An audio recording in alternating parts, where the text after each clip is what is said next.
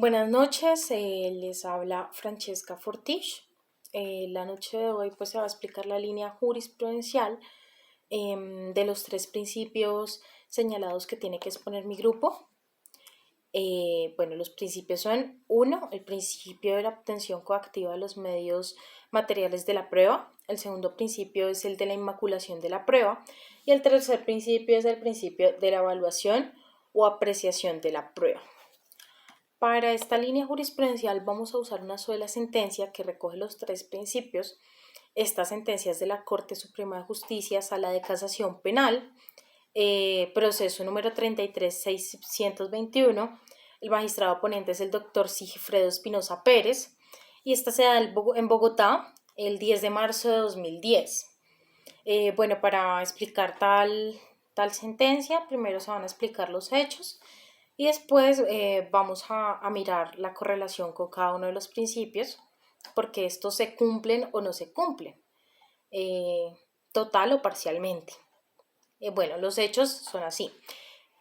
Hacia las 6:40 de la tarde del 22 de julio de 2004, debajo del puente peatonal de la carrera séptima con calle 153 de la ciudad de Bogotá, se estalló una bomba panfletaria, que era alusiva de la organización guerrillera las FARC. La bomba panfletaria, esto es un acto terrorista con fines políticos. Si definimos la palabra panfleta o panfleto, es un escrito breve o impreso de carácter satírico y agresivo que se utiliza como medio de combate en polémicas ideológicas o políticas. Continuando con los hechos. En el lugar de los hechos, por una actitud sospechosa, denotando un poco de nerviosismo, fue capturado un joven de 16 años que recibe el nombre de Mario Alexander Pulido Carvajal. Este aceptó ante las autoridades su participación en el hecho y ofreciendo su colaboración para ubicar los demás coparticipantes. Por esta razón se le condujo a las instalaciones del SIJÍN, en donde presencia de su padre se le tomó una declaración juramentada en la cual resaltó las circunstancias de tiempo, modo y lugar que rodearon su vinculación con la guerrilla, con las FARC, así como las circunstancias en las que se armó y se detonó la bomba. Aproximadamente 4 horas más tarde, después de las declaraciones, el joven conduce a las autoridades a un inmueble en la calle 163, número 426, en el norte de Bogotá, donde se capturó a la señora Yanel García Espinel, Claudia Milena Zamudio Barrios y Carlos Alfonso Rubiano Pedrosa. Las dos primeras señaladas por el testigo como integrantes del grupo y quienes habían encargado, junto con la mujer conocida como Carolina, de preparar y activar la bomba panfletaria. De acuerdo con el informe policial efectuado, en el interior del inmueble incautaron varios folletos, cosas relacionadas con el FARC, revistas y 166 panfletos alusivos a esta misma organización, esta misma organización, que es un grupo al margen de la ley. En la actuación procesal relevante, se conoció por reparto a la fiscal 241 seccional el 30 de julio de 2004, en donde se rindió el testimonio del joven Mario Alexander Pulido, y en la diligencia donde se ratificó los señalamientos hechos contra las procesadas Yanel García y Claudia Milena Zamudio. En sus indagatorias, Yanel García y Claudia Zamudio y el señor Carlos Rubiano Pedrosa manifestaron que habían sido sometidos a torturas por las autoridades policivas que ingresaron al inmueble sin autorización legal. Estas torturas con el fin de obtener la confesión, y ingresaron al inmueble sin ninguna autorización legal para obtener el allanamiento y todo lo que recaudaron en el inmueble, que fueron lo que se explicó hace poco, los 166 panfletos, los folletos. Entonces, básicamente eso fue lo que manifestaron las procesadas. El 6 de enero de 2005, la fiscal adscrita a la Unidad Nacional contra el Terrorismo decretó pues su clausura, clasificó que la acusación en contra de Yanel García y Claudia Zamudio eran coautoras del delito de rebelión y al mismo tiempo precluyó el delito de terrorismo según la resolución dictada el 24 de febrero de 2004. A favor del señor Rubiano se decretó la preclusión de todos los delitos investigados. Bueno, el fiscal 41 penal del circuito de Bogotá dictó sentencia en primera instancia condenando a las dos acusadas, Yanel García y Claudia Zamudio. Bueno, en la motivación del fallo, el juez no descartó que las procesadas hubieran sido sometidas a tortura o coaccionadas para obtener tales testimonios, pues para él estas torturas se dieron posteriores al ingreso del inmueble cuando se allanó el inmueble, entonces no afectaron en nada el procedimiento oficial. Impugnada la motivación de la sentencia de primera instancia, lo cual va en contra de las reglas de la sana crítica, pues la sala mayoritaria del tribunal, la Sala de Justicia y Paz, confirmó la sentencia contra la cual pues la defensora de Yanel García presentó una demanda de casación que fue admitida por un auto el 19 de febrero del año en curso, ordenándose el traslado respectivo al Ministerio Público. El proceso arribó al despacho el pasado 5 de marzo con concepto de la Procuraduría Segunda Delegada para la Casación Penal. Bueno, la abogada en la casación dice que se tiene que materializar la defensa y la garantía de los derechos fundamentales. Ella dice que ante el tribunal y la sentencia de primera instancia hay una violación indirecta de la ley sustancial y lo desarrolla de tal manera. En el cargo primero, el principal dice que es un error de derecho por falso juicio de legalidad. Entonces, bueno, ella dice que como punto de partida señaló una falsa apreciación del supuesto material probatorio, habiéndose pues demostrado que estos allanamientos, la tortura y las capturas fueron de forma ilegal, sin autorización previa. Acto seguido, pues se alude el principio de libertad probatoria sobre la prueba ilícita y legal y traer a colación pues citas doctrinales o jurisprudencia sobre este mismo. La sala ha considerado que las irregularidades cometidas en el proceso de formación de la prueba pues tienen que conocerse como un vicio de las garantías de los sujetos procesales. Asimismo, pues se alega que el joven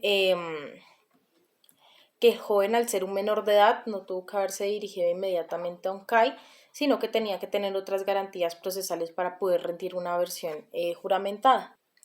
Adicional a ello, la defensora también manifiesta que ella no tuvo todos los elementos probatorios de la indagatoria, sino hasta la etapa de juicio. No fueron suministrados, por lo cual pues ella comenta que su defensa fue un poco más difícil, ya que los conoció hasta la etapa de juicio, entonces tampoco se cumplió la regla de tener que poder mostrarle a las partes los elementos de prueba que se van a llevar al juicio para que ésta misma pueda defenderse y controvertir, que es un principio de la oralidad.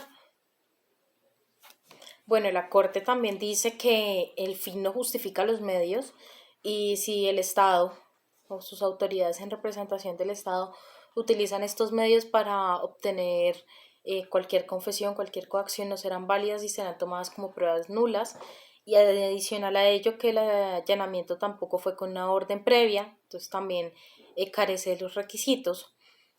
De esta manera, pues el fallo impugnado en ambas instancias sostuvo que en prueba ilícita se deriva la tortura, pues aunque el testimonio del primer joven, el de los 16 años, Mario Alexander Pulido Carvajal, no se encuentra afectado de ilegalidad alguna, no sucede lo mismo con las evidencias obtenidas en el transcurso de la diligencia del allanamiento. Pues no se podía allanar el inmueble de las procesadas, ni tampoco hacer la captura de manera ilegal. Tenían que tener unos permisos para hacer esto, unos requisitos. En primera instancia, pues se analiza esto como factores importantes para que la Corte pueda resolver los dos fallos de las dos primeras instancias. La Corte también motiva su decisión en la casación en la sentencia 591 del 2005. Dice que pues al obtenerse una prueba con violación de derechos humanos, con violación a la Constitución política, hace que se rompa cualquier vínculo de esta prueba al proceso.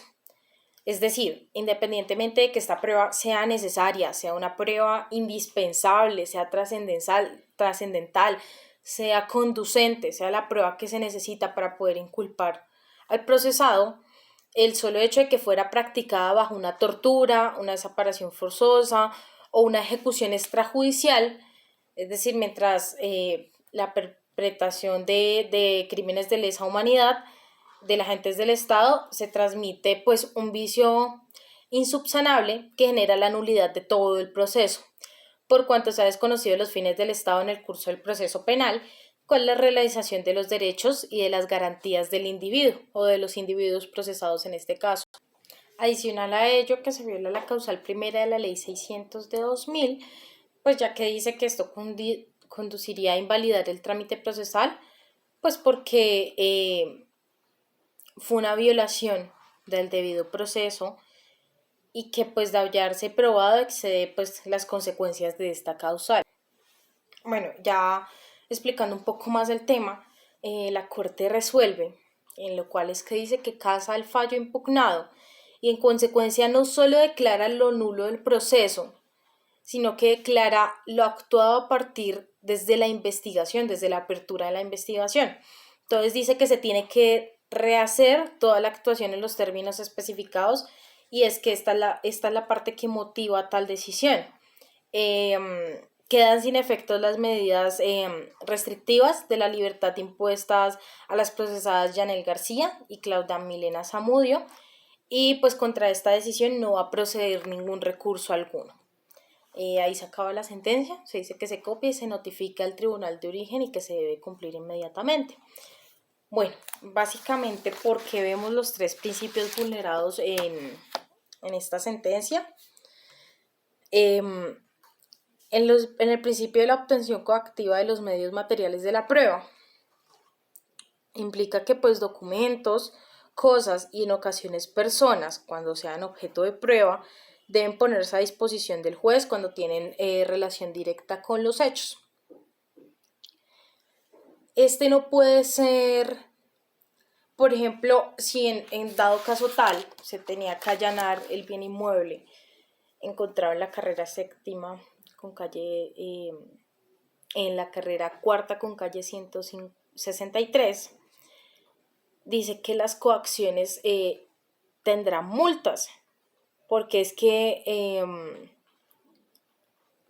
dice que los deberes de lealtad, probidad y verdad exigen que los documentos probatorios sean aportados por las partes, así su contenido perjudica a alguna de las partes. Y pues también es prestarle colaboración al juez en la materia de pruebas. Pero el allanamiento no fue hecho con el debido proceso.